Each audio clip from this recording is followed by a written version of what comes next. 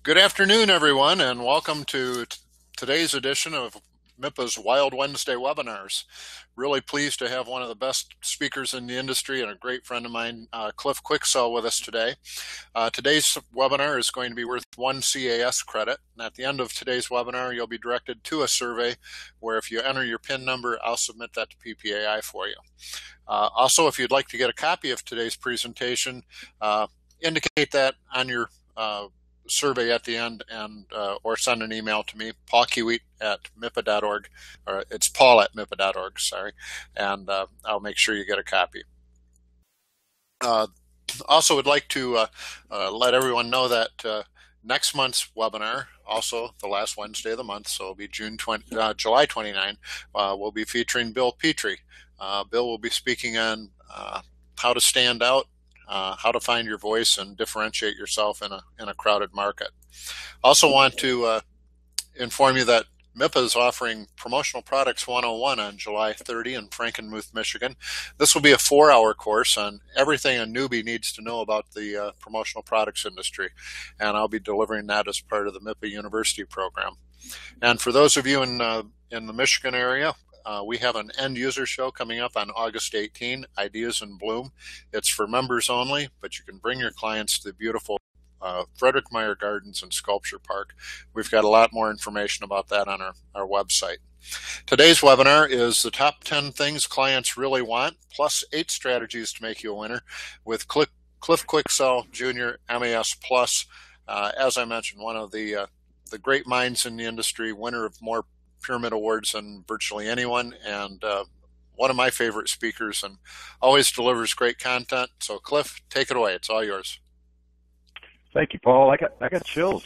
Thank you for that. No, it's so nice to be a part of these webinars. I kind of echo the same sentiments about Paul. He's a great guy, and I've known him for many, many years. So we've strategized together on a lot of things, and we just have a really good bond and relationship. So, Paul, once again, to MIPA and all the other associations associated with this, thank you for the opportunity. So, looking forward to it. I started this presentation years ago, like in 2006. So it's been, I've added to it and I've modified it a little bit. And I do a lot of research. Most speakers that I found that are successful in the industry, Paul and Bill Petrie and things like that. Well, a lot of people think that you do these presentations and they're just, once you do it, you just keep doing it over and over again. But I know that I speak for Paul and myself and others in the industry that I do tons of research between each time I do a presentation because things do change and things do evolve. And the great thing about this presentation is this isn't something that I've kind of fabricated. This is not something that I've said, wow, these are the top 10 things that I think the clients want. This was actually a study that was done by B2B Magazine years ago, and over the years it's morphed a little bit, but it's remained pretty consistent, as technology grows and things of this nature. But it really is interesting that there are things that clients are looking for, and I find that oftentimes people don't take the time, to really ask questions of the customer. We're in this fast-paced mode. A lot of times people will say, well, my customers don't have time to talk to me, et cetera. And that's true a lot of cases, but you don't get all this information in one download or one dump. It takes time to understand your customers, learn the customers, learn the nature of what they're looking for. And what's interesting is when I did this seminar, again, this was a list that was created by B2B Magazine, and they asked 4,500 chief marketing officers around the country, what is it that you're looking for in a strategic partner? Now, it's interesting when I start this presentation, when I do it at shows and different regional events, I'll ask the question, what do you think the number one thing is? And people will go, oh, it's got to be price. And I said, okay, well, in the scale of 1 to 10, where do you think price falls on the list? And people are like, oh, 6 and 5. I get all sorts of answers. But what you'll notice when we go through this presentation is that price is not even on the list. And it's interesting that what customers really are looking for are things that are much deeper. Now, I don't know if you all have had the pleasure of listening to Mark Graham. I know Paul's friends with Mark Graham, and he runs Promo Kitchen. And the other day I was reading one of his blog posts. It was more of an article when he was talking about distributors quit complaining about what's going on online. It's time to start reinventing who you are. Years ago, companies would, you'd start a company, it would go along, and for 20 years it would be doing the same thing. People would shake hands, and deals were done with an okay over the phone or a handshake at lunch. Things have changed. Dynamics have changed dramatically. So it's important for us to understand, like, I was talking to one of my consulting clients today, it's like having clients is like having a spouse or having a significant other. You want to do things the way, that makes the relationship comfortable. So if we understand the things that clients really want, and we can, as long as it falls within the scope of what we have the ability to do, then doesn't it make sense to try to acquiesce to those type of things and really grow our businesses with the customers and helping do that at the level in which they choose to do it? So I'd like to start off. We have top 10 things that clients want, and they're not necessarily in the top 10 order, but these are 10 things that end buyers said, these are the things that are most important to me. Some of you may look at this and say, wow, you know what, thank God I'm doing all 10 things correctly. And that's, bravo if you are. But I just want you to understand, if you can take away one or two nuggets from this presentation and you can implement those into your company or into your personal sales model, I think that it's going to help you. It's going to help enrich you. It's going to bring you that much closer to your customer. It's going to help with loyalty with your client base. And ultimately, it's going to enhance your profitability. For those of you who heard me speak today, I'm all about the profit side of business. And I think it's important to do the things that you have to do, but profitability is one of the major keys. So let's get started on this. And as a sidebar, I've also included 8 strategies that I think that you can apply, and if you do apply those strategies, I've found that with my consulting clients, it's worked wonders in terms of growing their businesses, as I mentioned, on a profitable level. So let's start with number 1. Customers are looking for a strong strategic thinker. That, in my opinion, is somebody that is outside of the ABC PQR mindset. That is someone that has the ability to ask good questions. In order to be a good thinker, I think that you have to be very good at asking strong questions, not just, when is your event, how many do you need, and what's your budget? Folks, anymore nowadays, that's lame. They can do that on the web very simply, and they don't need you. So when you have the opportunity to work with the customer face-to-face, if you're asking good questions and deep thought questions, I think what happens is customers have a tendency to gravitate to that. Now, I'm going to reference a couple of things, because I do coach several people throughout the year, much like Paul does as well. And I'm finding that when I talk to people and they embrace this concept of asking good questions when they're talking to customers, I hear inevitably I'm having different conversations with my clients. Clients they see that I'm interested, for instance, in understanding what their particular challenges are. What are they trying to accomplish? Who specifically are we trying to target? What does success look like to you when we're looking at creating something for you that's different, unique, and out of the box? And by having that level of conversation with the customer, you'll see that in that, along with the other things that we're going to talk about today, these are the things that are going to help elevate your brand, that are going to have people look at you in a different light. And that's the whole goal behind this presentation today. So being a strong strategic thinker means the ability to dissect a problem, and you can't dissect the problem without the questions. And it reminds me of what Paul Kiewit said once. It's interesting that he's moderating this, but I remember he said he heard a quote. I don't know who it was from, but he said that prescription without diagnosis is malpractice. And think about that. Oftentimes in this industry, the first thing that we're willing to do is we say, oh, yeah, we do bumper stickers, T-shirts, balloon, blah, blah, blah, blah, all those different things. But we're not asking the customer the real hard questions that help us get to the end, that it may be a product. It may be a creative marketing campaign. It may be a certain form of print collateral, something packaged uniquely. So it may be these things, and that's what you need to look at, is how you can become a stronger partner by asking good questions, questions that let the client know that you're really interested in helping them grow their business. So number one is being a good strategic thinker. Number two, understanding the client's business. Now, this is critical. I'm a big believer, and I'll digress a moment. When I first started into this business, I was a trinket salesman. I was a trunk slammer.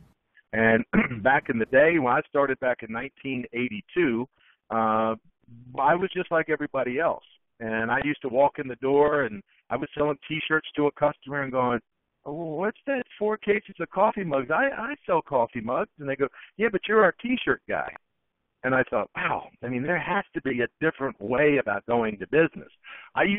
Anybody that could fog a mirror or write a check, they were my customer.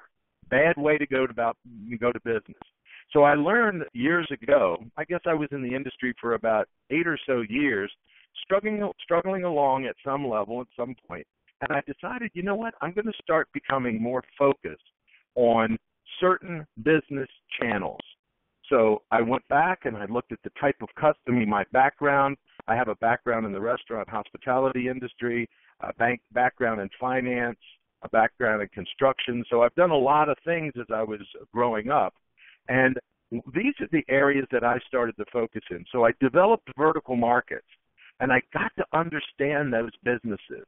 I got involved with those businesses, going to trade shows, reading RSS feeds that came in off the web, understanding the different challenges that they were facing, actually doing research on the companies and their competition and the industry as a whole. And what did this do for me? When I would go in to talk to a customer, I was speaking their language. I asked questions that were germane to their business, things that got them to think a little bit differently about the way they were being approached.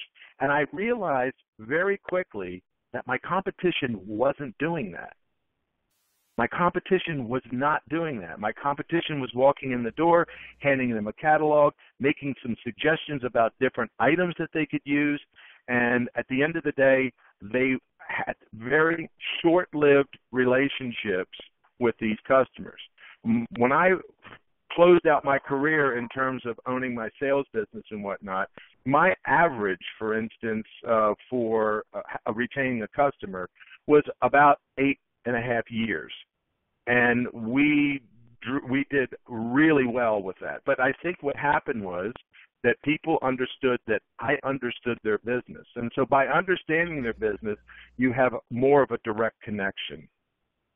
The third thing is experience in the client's industry. Now, I alluded to that earlier, that having a background, for instance, in hospitality. Years ago, I used to be a chef. I ran several restaurants. I understood the business. So when I would go in and talk to a food and beverage manager, I understood the challenges that they faced. As I said earlier in the slide 2, I had the ability to talk to them on their level. So having that experience, what does that do? In my opinion, I think that gives the customer a certain comfort level, knowing that they're dealing with someone that really understands their challenges, understands their problems. So again, having experience in the client's industry is very helpful. So when clients that I work with say to me, okay, Cliff, so what's the best way to create a marketing strategy? As I mentioned earlier, I think it's great to go vertical, but we go back to the roots and say, what do you have an interest in? What have you done in the past? And I've had people say, well, before I started in this business, I used to be an HR director. Okay, there's a good opportunity. That would be more of a lateral market, but that's fine. So HR. I've had people say, well, I've been involved in sales. I used to be a sales manager. So that person that speaks to, that understands that process of sales managers, HR, public relations, those are great markets to try to delve into because, once again, you understand that business. If you're in the news business or the radio business or construction business, those are great avenues for you to consider developing these vertical markets because that experience does give the client a certain level of confidence when you come to work with them. Number 4, excellent creative work. Now, this is one that I find interesting. When customers will say, give me some new ideas. And the one thing that we don't do is we don't ask the customer, what does that mean? Because if you ask me, what's a creative piece, what's a creative idea, what's a new idea, it wouldn't be some product that they've never seen their logo on before. And if you look at Webster's dictionary about what an idea is, a new idea is something that exists in the mind. So it's not in the catalog. So we have this amazing industry. Each of you have this amazing gift to be able to think creatively. The challenge is we've lost that ability to think creatively. They say from birth to age 6, 94% of your ideas are considered totally creative and innovative. 96%. But they say when it gets to 40 years old, that 96% of creativity drops to 4%. And that's tragic. We go in to talk to customers, and the customers are pretty much begging us for innovation and creative ideas and ways that they can market themselves and create differentiation for themselves. And many times our resolute is to go back to a catalog, go through an online ordering system or online search engine to find a $2 item that fits some trade show budget. And I'm telling you, folks, that you can be more than that. And we're going to talk about that in these 8 steps that you can use to be a winner. But having excellent creative work, challenging your customers to understand what does a new idea mean to you? To your customers, it means just that, some item that they've never seen before. But to you, you have the ability to elevate the concept, elevate the brand, elevate what you can do in the client's mind, thus creating differentiation for yourself, and hopefully the client will see that and it'll create that differentiation for them as well. The number 5 thing is the ability to think outside the box. We have this, unfortunately, a lot of people, I won't say most of us, but a lot of people have the ability to think inside a catalog or inside of a web page. But thinking outside the box, I know it's an overused term, but these are the things that clients are looking for. We're looking for somebody that is a good strategic thinker that can think outside of the realm of just what they see. How can we create things that are uniquely different? So having that ability to ask the good questions, having that understanding of the customer, looking and knowing what they're looking for and the challenges that they face, and how do we create something that's unique, that's different, that's going to set them apart. This is one of the other key factors that really plays well into your success and understanding what customers want. So that ability to think outside the box is very critical. Number 6, proven success with customers. Steve Slack, years ago, we were talking about the Pyramid Awards, and Paul was very gracious when he said that Flip has probably won more pyramids than anybody in the industry. Well, that's not factual. Steve Slack, who's no longer in the industry, he's won 75 Pyramid Awards for creativity, and that's staggering. I mean, I'm blessed that I've won 24 or 25, but 75 is pretty impressive. And Steve said one time, he says, awards don't mean a thing to people that don't win them.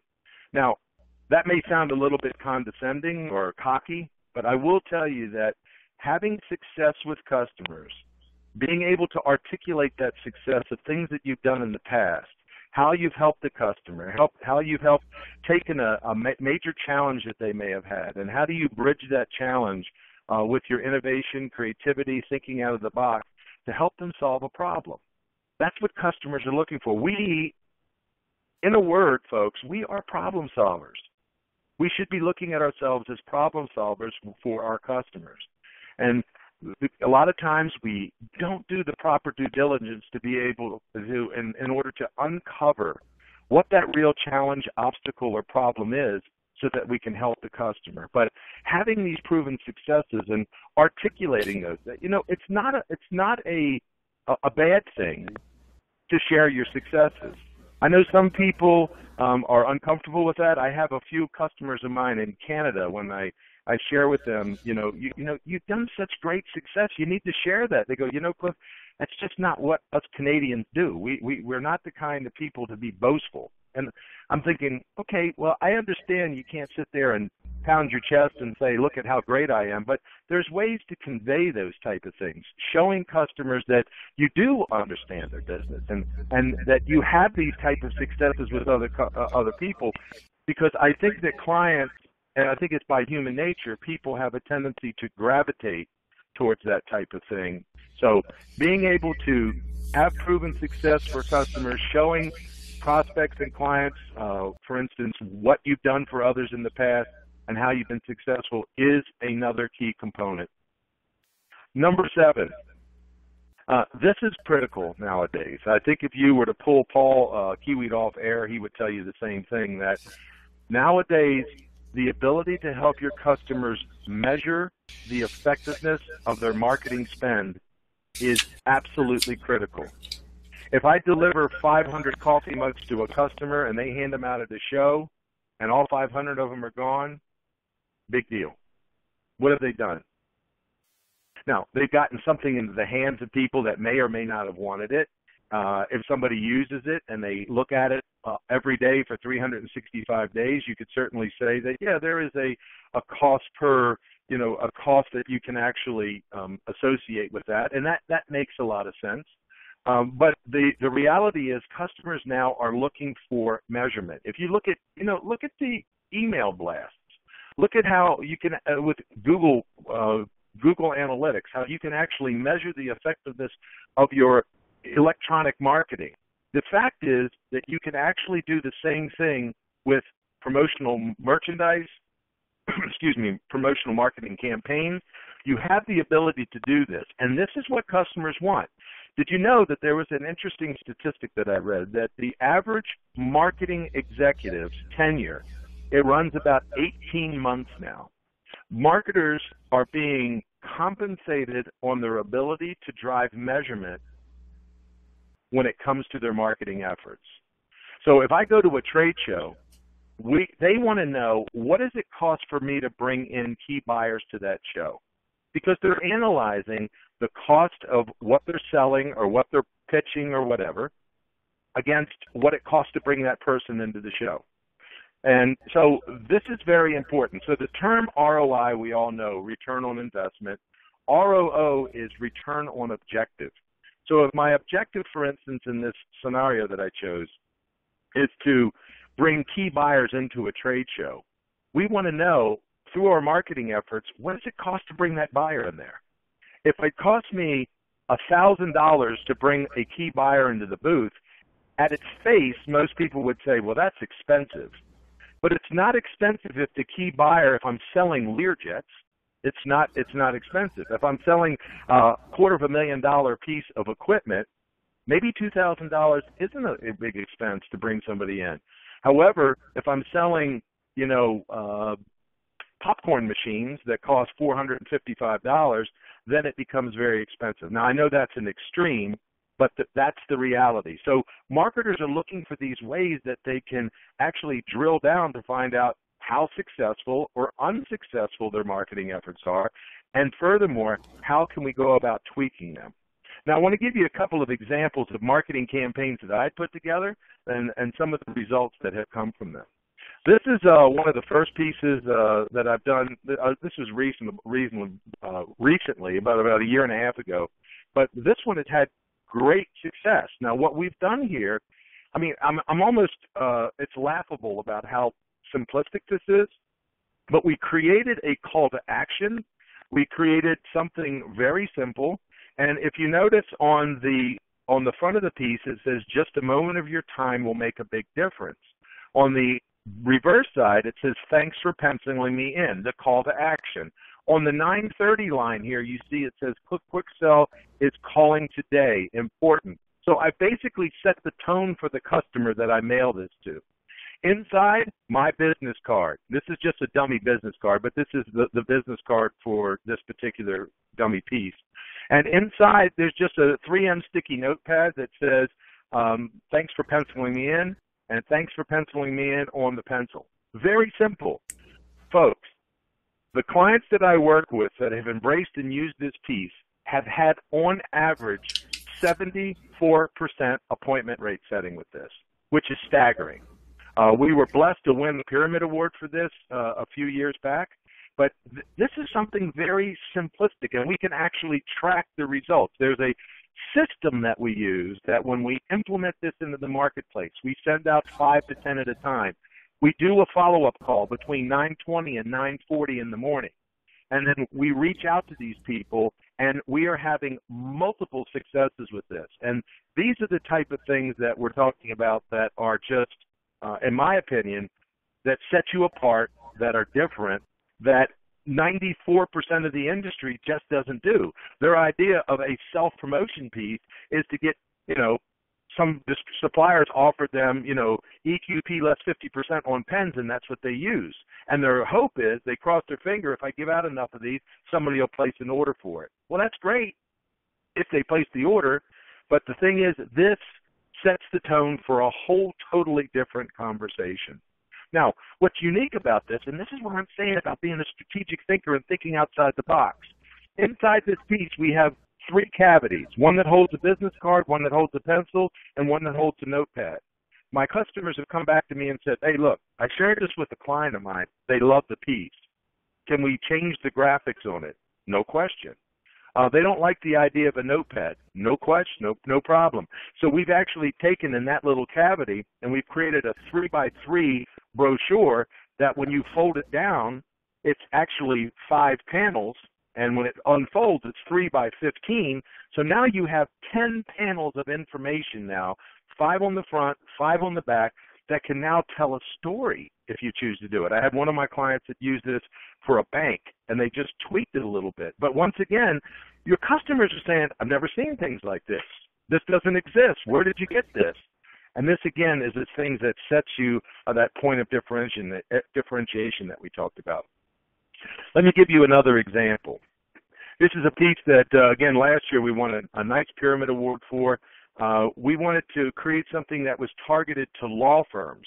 And a lot of the marketing pieces that I create that I believe kind of set a tone and have this ability to actually measure the effectiveness of the marketing, I like to do the creative things and the unique things and the things that, again, like I said, you don't find in a catalog. But this was targeted specifically to law firms and marketing departments in law firms. But it could be used as general use as well, because I try to use different types of what we call idioms or colloquialisms that resonate with people, like the jury is out or you be the judge. Those terms are indigenous to to the United States and to Americans, and they understand that. So this particular piece looks like a little mini briefcase. It's small. It's probably 5x7. There's what looks like a sticky note attached to it, but it's actually printed on the graphic that says the jury is out. When you open it up, inside it looks like the inside of a briefcase with a small gavel and my business card tipped on the inside. And it says, now, the jury is out, you be the judge. And then at the bottom, underneath the head of the gavel, it says, give us 15 minutes to present our case, and then you judge for yourself. And then inside the piece as well, as you see that little manila folder, we have 3 creative case histories that we have marked Exhibit A, B, and C. And this thing gets shrink-wrapped, mailed out to prospective clients or actual clients, depending on what they wanted to do. And we've seen an amazing success rate of 60% appointment rate with this. So these are the type of things that I'm saying that we have the ability, that you have the ability as well to think creatively and differently for yourself, set yourself apart, and again, set the tone so that people look at you in a much different light. When you can go to a customer and say, hey, here's some examples of some creative marketing that can be done, and we have the ability to do these type of things, I think that you're going to get customers to sit up and take notice of what you do and how you do things a little bit differently. Let's go to number 8. This is important too. A clear articulation of the company's vision. What is it that you do? And more importantly, how does it help the customer? Now, I don't know if any of you are avid readers. I am, and there's a great book that I encourage you to read. It's by a gentleman named Simon Sinek, S-I-N-E-K. If you get an opportunity, go to TED Talks and listen to his talk on how great leaders and companies inspire people. And this is what I think that when we talk about a vision, I look at that as an inspiration. What is it that you do? What is it that you believe in? How does that articulate to the customer? How does it resonate with the customer that level of importance?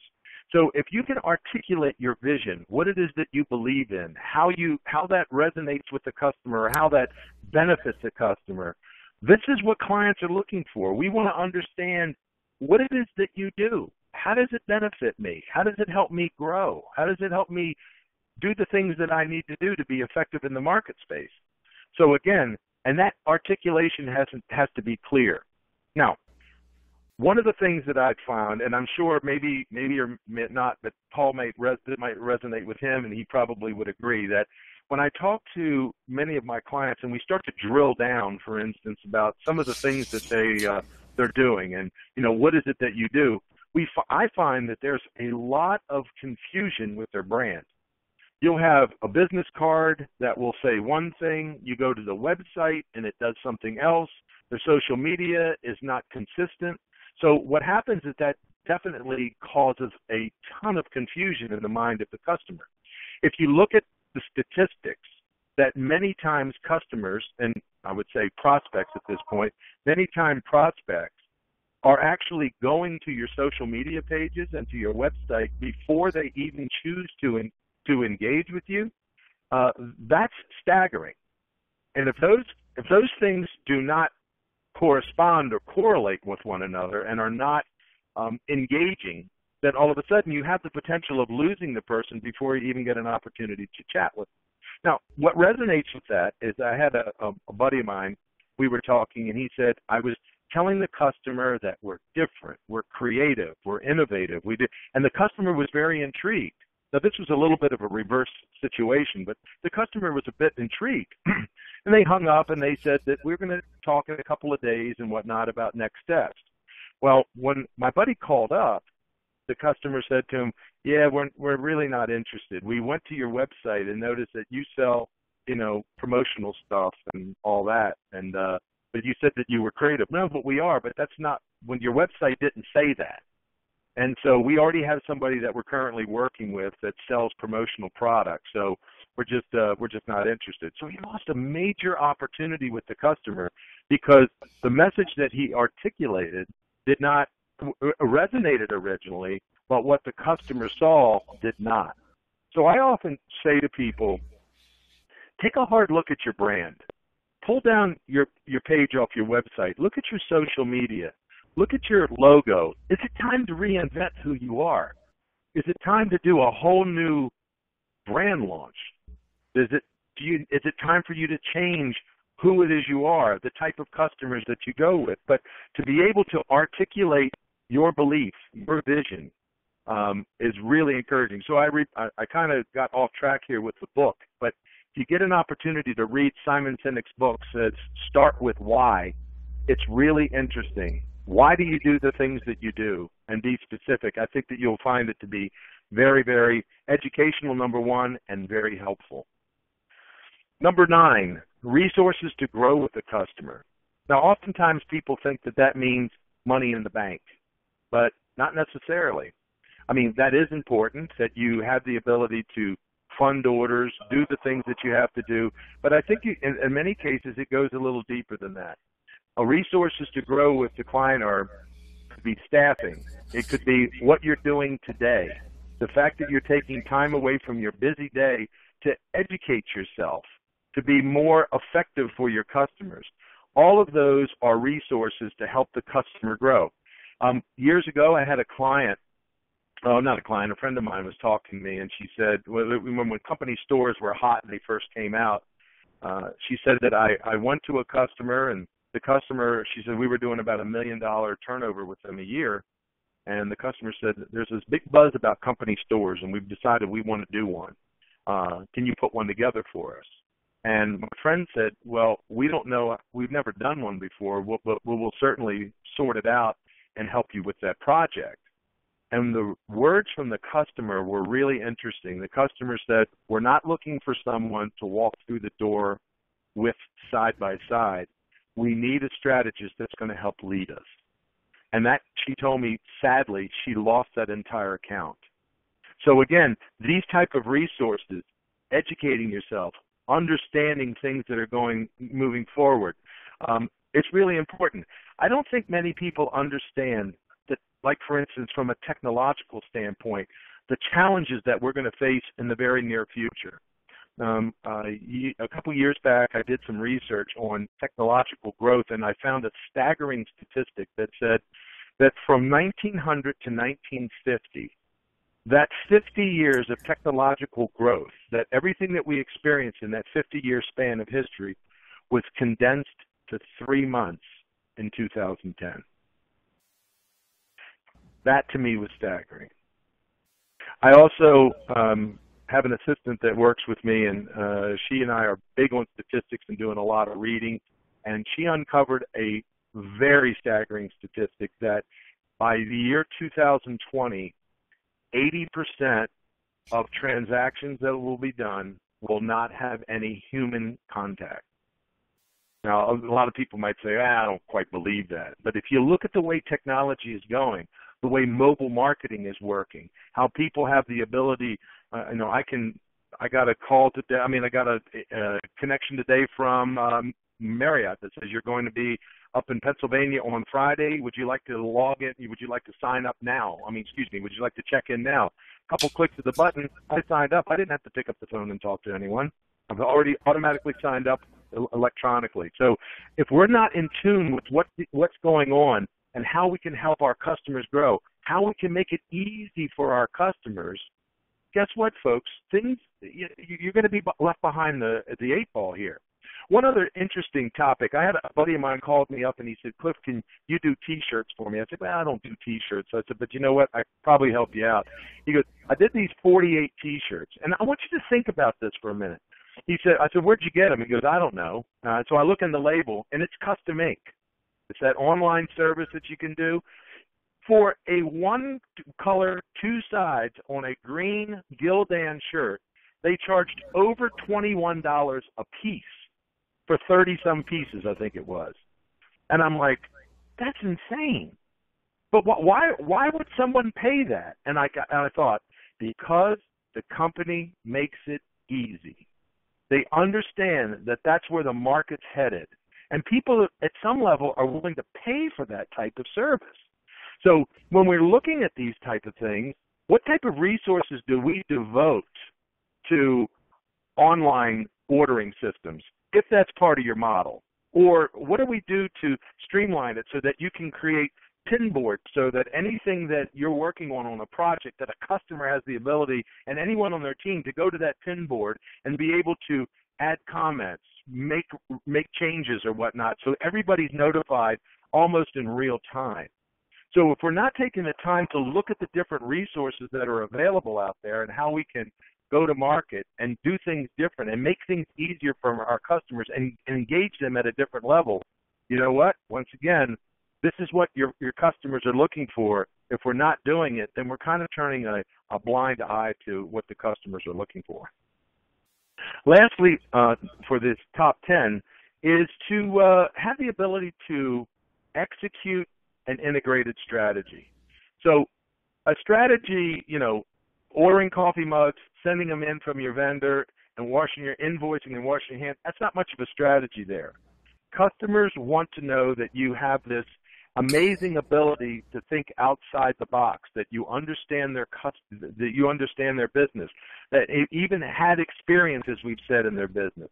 that you have the ability to think outside the box on a creative level, that you've had success, that you can help them measure the effectiveness of their marketing activities and their marketing and their advertising, that you have the ability to draw all this together in a way that you have the resources to help them do this, and above all, you can take all of that, bundle it together, and then give them an executable way to do it and how to track it, how to follow up with it.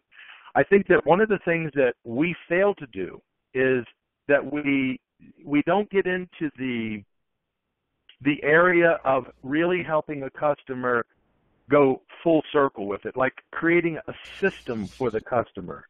So when I design marketing campaigns for my customers and for their clients, we don't just create the campaign. There's an actual strategy to it. There's an executable strategy. There's a way to follow up with it. There's a way to measure the effectiveness of it. And that, I'm finding, for right now, is something that's very, very appealing to customers. So being able to take these top 10 things that the customers are looking for, bundle those together, and really work at each of those areas and try to make those improvements. I think that what you'll find is that customers will become more engaged with you, and as I said early on, it will create better loyalty with you and your customers, and ultimately long-term profitability for you and your company. So let's go on to these 8 strategies that I'm talking about. Number 1, I think this is very important, that we need to be realistic. We need to be realistic about our growth. When I talk to a couple of customers and they say, well, I'm doing $150,000 this year in sales, and my goal is to do, by the end of the year, $1 million. Well, that's not happening. And I think that you need to be realistic about these type of things. I think that it's very important for your clients to be realistic too. It's incumbent upon you to be able to monitor that level of realism, if you will. Sometimes customers want, and as a strategist, remember back to what we said, they want somebody that's a good strategic thinker. If somebody says that they want to do X, Y, Z, and you know it's not right, you need to say, my experience has told me that that's not going to work, and maybe we need to do this. So again, being more of a counselor, being realistic about the things that you want to do and how you want to grow, and the things that your customers need to do and the things that they want to grow, that's important. So I think that one of the things that we get kind of bent on is this idea of, creating grandiose. I think that they become stumbling blocks for ourselves, and I think when our customers do it, it becomes stumbling blocks for them. So being able to monitor that and be realistic is, I think, one of the number 1 strategies. Being realistic and honest with yourself. Number 2 strategy, and you're doing that today, and I will tell you that I applaud you tremendously for this, educating yourself regularly. As a speaker and trainer in this industry and a consultant, I don't want you to think that all I do is sit and, just go out and speak and do the things that I do. I'm constantly doing research, reading, and I know from talking to Paul, he does the exact same thing.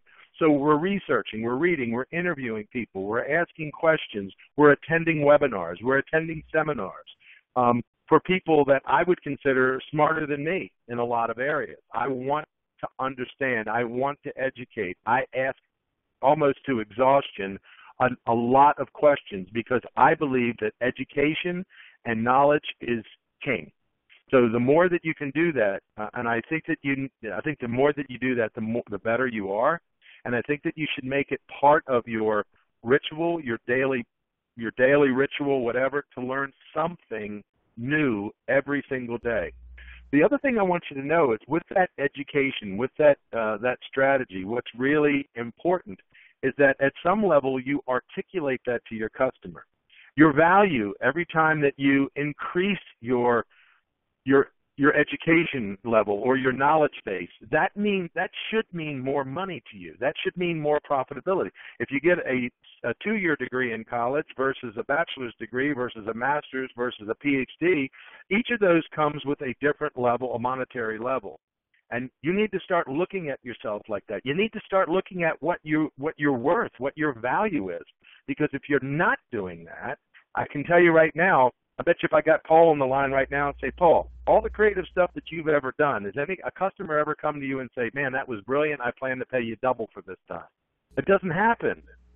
But at some level, we have the ability, we have to know and value our time and value the things that we do and get paid for our innovation and creativity far beyond what this industry typically does. I mean, people need to get paid, and this education really does help. Knowledge is critical. Now, I'm going to put a plug in here for PPAI. If any of you out there have not taken the course on what is it? It's a 4-hour course on. Paul, if you're on the line, maybe you can help me out. It's the one that Tim Brown does. Product safety. Product safety. Thank you. If you haven't done that course, folks, I'm telling you something that will be such an eye-opener to you. You will not believe it. I learned so much in the 4 hours that I took. In fact, I was up at Michigan when I took it. It was absolutely amazing. There are so many things that are in the marketplace right now, things that are happening in the back end of that product safety that can jeopardize your business. If you don't know those things, that can potentially set you up for some serious issues.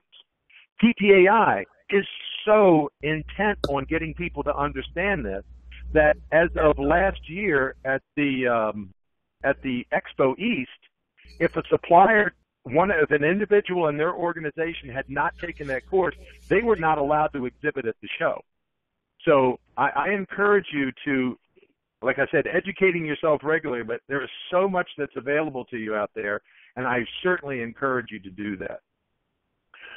Number 3 strategy, listen to your mentor. If you don't have a mentor, get one. Find somebody, if it's a business buddy that you trust and you believe in, listen to your mentor. There's people out there that are willing to chat with you, to talk with you. There's mentor programs. There are different chat rooms on all the different social media sites. I encourage you to make sure that the person that you're talking to knows what they're talking about, that really understands your business model. I've seen a lot of them that have kind of gone a little bit sideways. I know that there was one mentor that I listened to, he said, 10% of something is better than 0% of nothing. That would be somebody that I would run from. But if you have a mentor, then listen to what they're saying. I believe that my role as a mentor and a coach is to help flatten the learning curve. I'm not interested in helping someone go through the mistakes. My goal is to help somebody avoid the challenges and the mistakes in the market space. So again, number 3 strategy, it should say get a mentor, and once you have a mentor, listen to him. It really makes a big difference. Number 4 strategy, show up every time. And that means when you answer the phone, anytime you have an opportunity to engage with a customer, make sure that it's a positive experience. If there's a time when something goes sideways and it's a problem, don't wait for the customer to call you. That you told me you were going to call me in 3 days, and the reason why you haven't is because you want to avoid the conflict because there's an issue. Deal with it head on. That's showing up. That's good and bad. Be there. Show up every time. Your attitude, as Zig Ziglar once said, determines your altitude. So if you're excited, people know it. My old mentor, his name was Joe Charbonneau. He's long since passed away, but I learned so much from that guy. And one of the things that I learned is he said that buyers read sellers at 75,000 images a minute. That means verbal cues, the way they look at your face, the way that your tone, your attitude. I have a buddy of mine that I talk to on the phone, and I call up the phone and he goes, hello. And I'm thinking, dude, why would anybody ever buy from you? You sound so depressed. He goes, well, business is horrible. I go, okay, but you don't have to let the whole world know that. This may be a guy that's ready to place an order for $10,000 with you. Show up. Be excited. Let them know that you love what you do. This is nuts. So, again, this is one of the, and then sometimes this is tough. Look, I know. I get up sometimes. I work from home. I'm sitting here. I'm sitting here right now looking out over a beautiful farm with a cornfield, and it's sunny out, and I'm indoors. I mean, I love what I'm doing here, but sometimes I'd rather be outside. But you can't let that show through, folks. Show up every time, good, bad, or indifferent. If you're having a bad day, don't pick up the phone. Let it ring or whatever you have to do and call back. But again, showing up really does speak volumes. Number 5, I say, that was give back a little bit. I say, no, you give back a lot. Share with people. I'm a big believer that a rising tide lifts all ships. A lot of times I will do things for pro bono. I will help people out. I don't like being taken advantage of, and I'll tell you a funny story about that. And a guy come up to me and he said, "Hey, Cliff, how much do you charge for your consulting?" And I said, "Well, this is how much it is an hour." He goes, "Whoa, I can't afford that." He goes, "Can you just give me 15 minutes of your time?" I know oftentimes if I do that and people have success with what we discuss, I may get a speaking or I may get a consulting deal. So I gave him a little bit of help for about 10 minutes, and about an hour later, a couple of weeks later, he calls me up and he said, "Cliff, I can't believe that information you gave me. I was able to close a $10,000 deal and I made $5,000 profit. Thank you very much." And I went, "You're welcome." And he says, "Goodbye." I'm thinking, no cup of coffee, no nothing. I got to thank. So, okay, I take the thank you. The next show I see him at about 8 months later, he goes, "You were so helpful the last time." He says, "I don't have the money to afford you, but can you give me 10 more minutes of your time?" So I don't mind giving back to people that are willing to give back too. But again, I think the more you give, the more you get. That's called the law of reciprocity. And that's what Joe Charbonneau said. There's a law that says that the more you give, the more you get. And he goes, and I believe that. And so I'm a big fan in giving back, and I'm happy to do it many times. So I think each of us bring a certain level of expertise to the table. We have things that other people may not have experienced. So being able to share that, I think, really is important. And I think it really does elevate your game and those around you. Number 6 strategy, lead the way. Don't let success chase you. Let success chase you. Don't you chase success. I think it's really, really important that if you, and this is where it goes back to what Simon Sinek says, if you believe in something, if there's something that you really believe in, I can tell you that it's very, very lonely sometimes. But if you believe in what you, in your mission and what you, and you have this heartfelt belief that this is the thing that's going to propel your business, then you need to go after it. Let people chase you.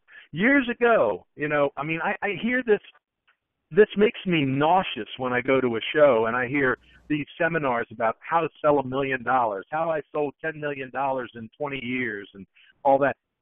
Why is that such the big benchmark nowadays? Why is the benchmark to success being $1 million salesperson? Now, don't get me wrong.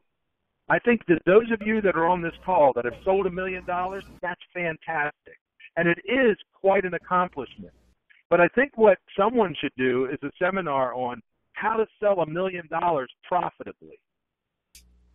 We never talk about the profitability. The average business, and we hear all these people that are put up on these pedestals about, come listen to so-and-so speak that sold $1 million, et cetera, et cetera. And yet, when you talk and you get right down to it and ask the question, well, what kind of profits do you have? I've heard things like 18 to 20% profit on $1 million. That's not impressive. Anybody could do that. I have a guy that I work with. You want to hear impressive? Never sold $1 million. Does about $800,000 in sales, but his gross profit is 61%. Now, you can have all the $1 million salespeople at running at 18 to 20% that you want. You want to know what's impressive to me? That's impressive. 61% at 800,000. So again, he's successful. He's embraced certain things that we're talking about here. He's not a product guy. He doesn't lead with product. He leads with the fact that he's innovative, different. He's a creative source. He has an agency mindset. And people gravitate to that in a major, major way. So you can either do that or not. It's certainly your call, but I'm letting you know that in order to be successful in this day and age, you're going to have to come up with something that differentiates you and sets you apart, and then run with it, folks. You just need to run with it. Number 7 strategy, we talked a little bit about this, recognize your value. If I were to tell each of you right now that everything that you do moving forward here, you have to make at least $100 an hour, how would that change the dynamics of the way you went to work and the things that you did in business? I learned that from my mentor, Rick McPherson, who told me one time, he was saying to me, he goes, Cliff, how's business? I said, well, it's slow. It's, January and February, and that's typically slow. And he says, it's slow because you've convinced yourself that it's slow. He goes, next year, when you get to September, he goes, I want you to start pumping it up hard. I want you to just market like the devil. My sales the following year in January, February, March tripled.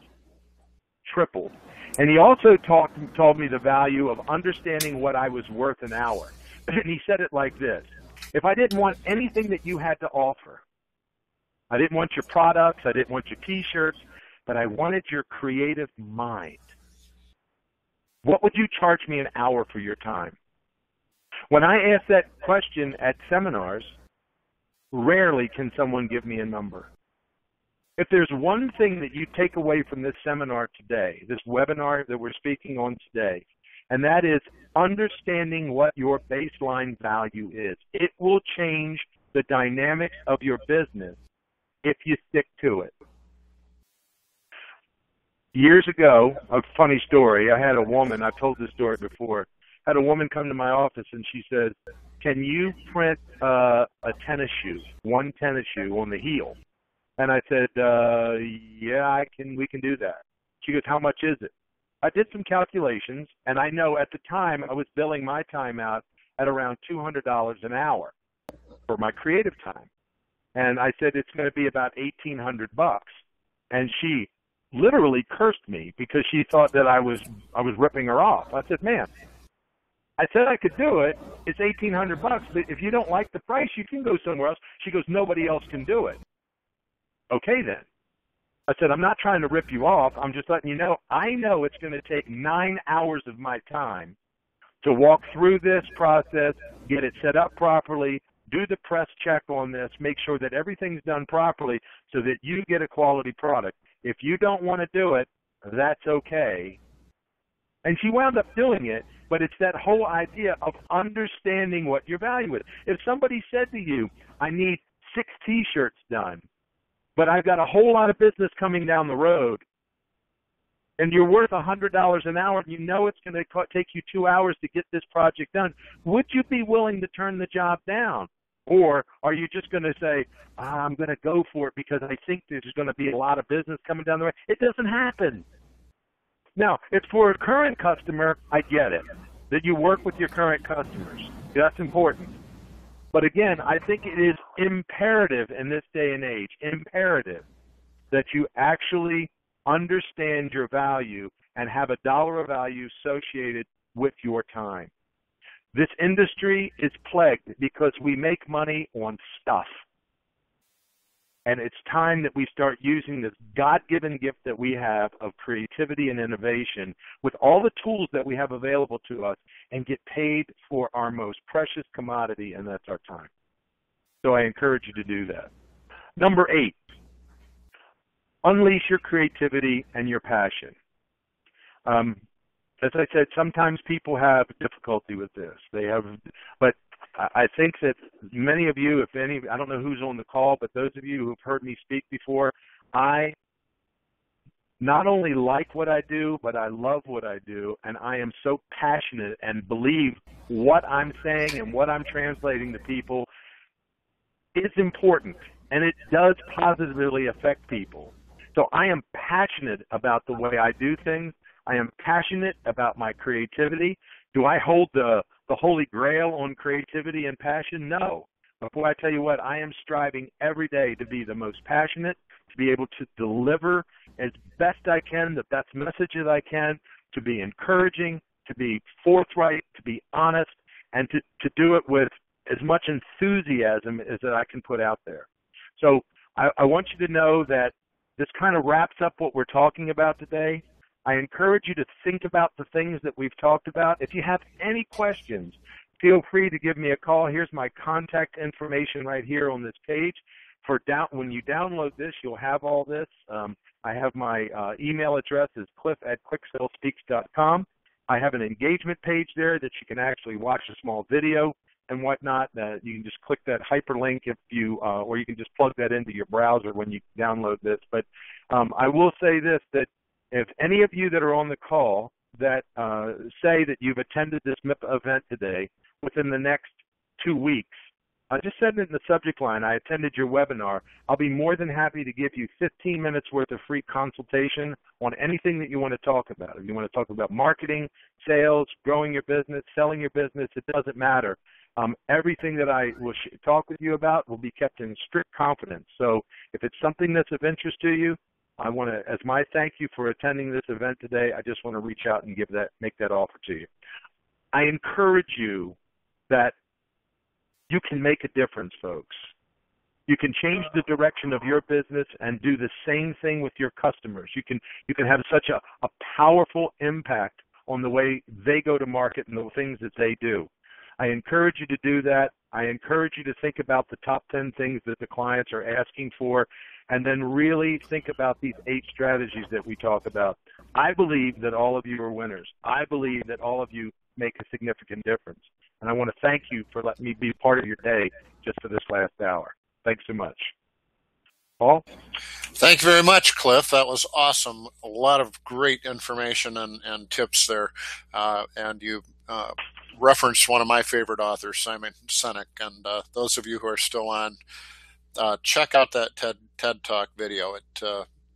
It's very important that we know why we are doing what we do, and when we can live out our why, it makes a huge difference. It's made a huge difference in my life. Once again, everyone, thank you for attending. As you exit the webinar, you'll be led to a survey.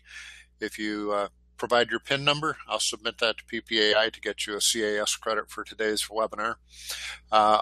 Also, be watching your emails for our next webinar, which will be July 29 with Bill Petrie, Find Your Voice, How to Stand Out in a Crowded Marketplace. Also, I encourage you to look at MIPA.org, our website. We've got a lot of exciting events, including MIPA University Promotional Products 101 on July 30. On August 17, we have Ann Vidro, a CPA, on profitable distributor operations.